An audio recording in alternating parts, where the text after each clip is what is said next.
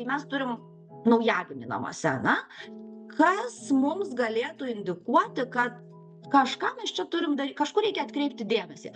Ar pasaitėlis, ar tas burnytė praverta, ir kodėl ta praverta burnytė nėra toks gražus reikalas, ar ne? Praverta burnytė, na, jį kartais gali būti silpni raumenukai, ar ne, tas tonusas, arba tonusas mažesnis kūdikio.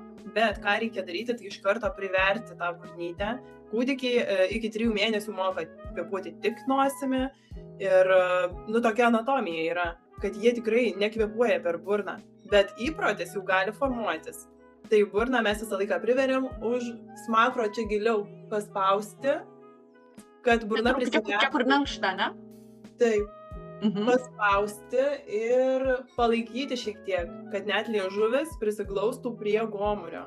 Nes jeigu liežuvis yra žemai, gomuryje neaktyvuojami parasimpatiniai taškai, nervus vagus neaktyvuojamas ir tada kūdikis strese yra visas, kad dažnai prabudinėja, įtampa, nes neaktyvuojami parasimpatiniai taškai.